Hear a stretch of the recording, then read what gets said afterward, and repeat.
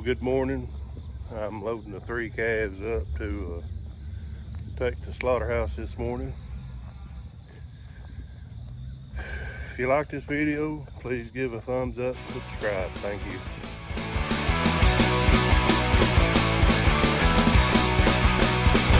It rained quite a bit last night. It rained yesterday and rained quite a bit last night. Everything was pretty muddy.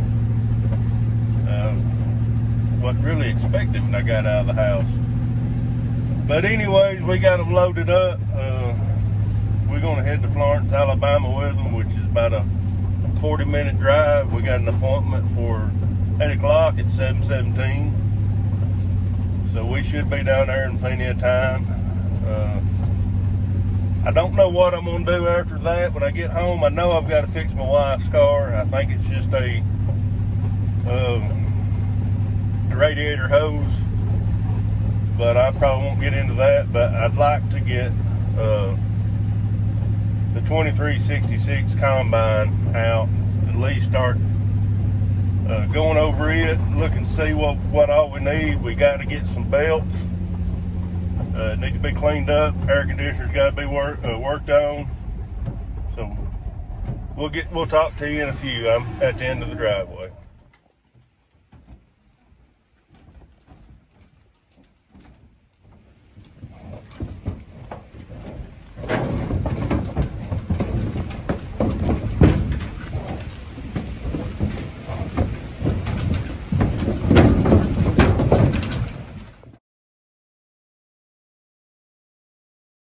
Well, today's Wednesday. It sure feels like a Monday. It's not even 9:30 yet, and I carried the calves down to Florence, Alabama to the meat processor.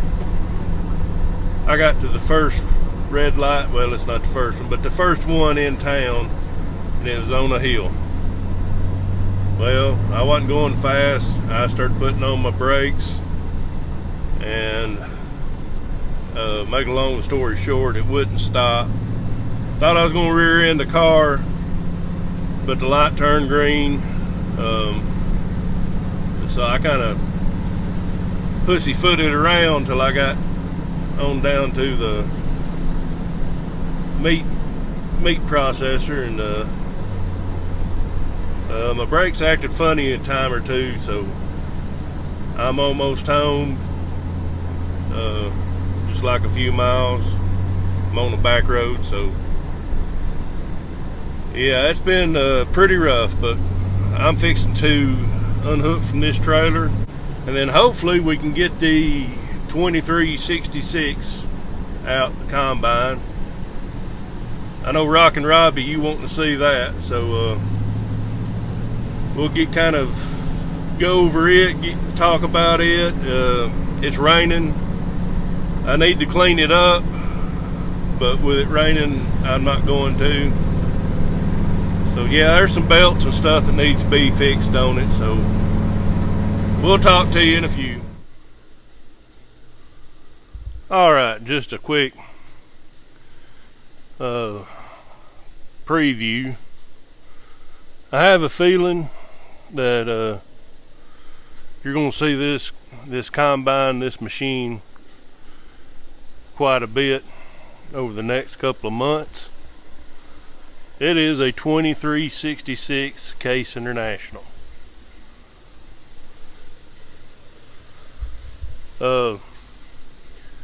Used it back in June, end of July, in wheat.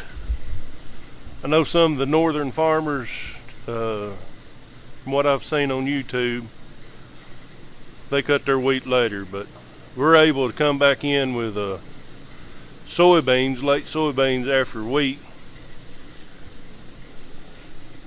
Haven't even cleaned it off. But we sow our wheat preferably in October, early November, and it sits dormant until about February, March, We put nitrogen down on it. I do liquid nitrogen, and that gives it a shot to grow. And I actually give 2 shots, but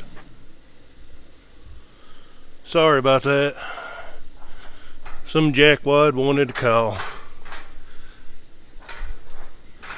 8.3 Cummins, good motor. That's the same thing that's in my 8940 and the 4260K sprayer. But this is what she looks like on top. Oh, right up there,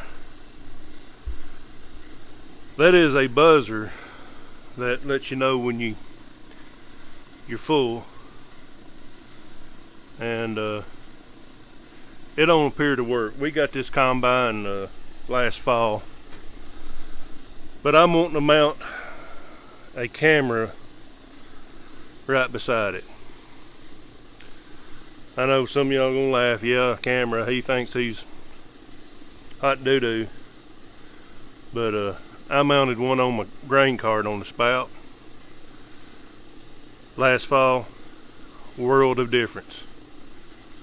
I can pull up right underneath the truck, know exactly where I'm loading. But if I can get over here,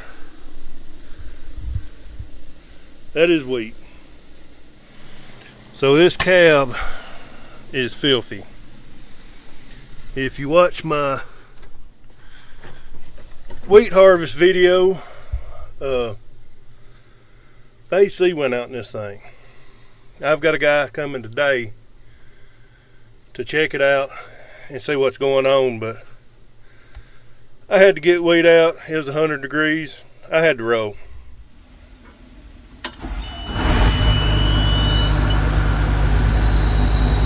There we go.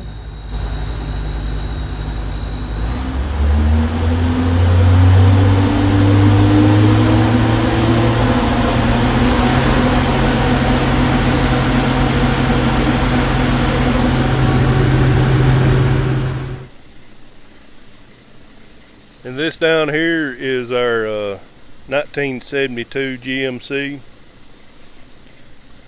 We've had it about 15 years. It's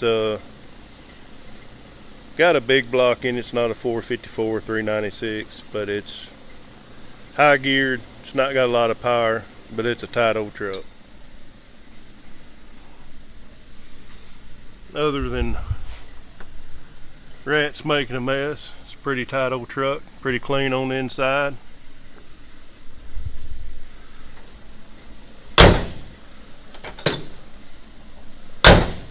You don't see that on an old truck like that. Every time. Well, it does have a dummy tandem.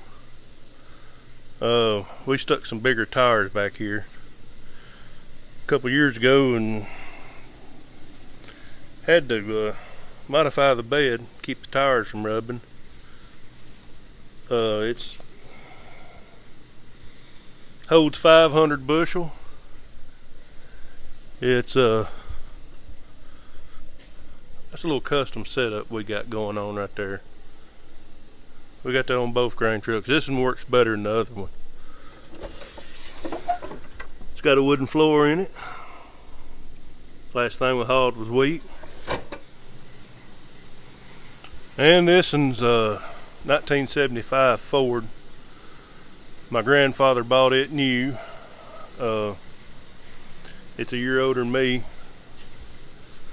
but it is a house. It drives like crap, but she sure does run. And here's combine number 2. It's we've had it a while. It's a fairly low hours considering, but it's a 1989 1660. It's got the International engine, not the Cummins. But we were combining last year. Had it pretty full. He was fixing to dump on me on the grain cart, and he hit a ditch and broke the frame. Well, it looks like it's not broke. We had it patched up good enough to get it home. Had insurance on it. And this is the 25-foot 1020. We're gonna have to replace some of these fingers. I'm probably going to order some poly or fiberglass fingers. Been looking at some aftermarket dividers, some short ones, or me and Craig has been talking about making some. So if you got another option, let me know, because them things right there is notorious about getting bent up. And I got to put a bushing and do some welding on this side. That happened in wheat, but I was going round and round and had this side to the outside, so it didn't matter. This is our 1063 corn head. It's a 6-row. We had a 963 and it just pretty much died with us one day. And so I got on Tractor House and found one in Kentucky. Called them. Yeah, it's still here. It's a good one. I think it was $9,000-$10,000. And we drove all the way up Kentucky. We drove about 3 hours. Halfway up there, the old bait and switch. Oh, I'm sorry, but the one that you were wanting has been sold. But we still got another one up here. It was junk.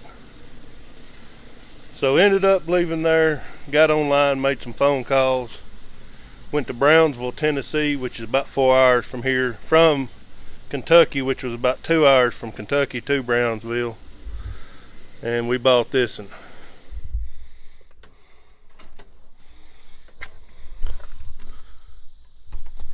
Well, it's after 7 o'clock.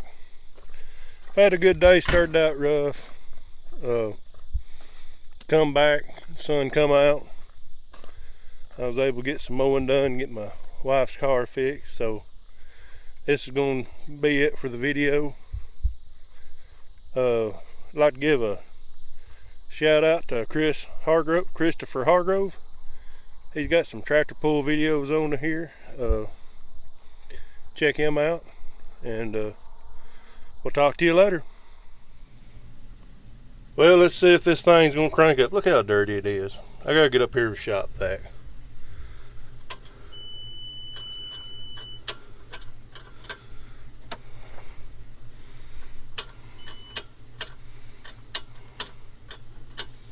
Imagine that.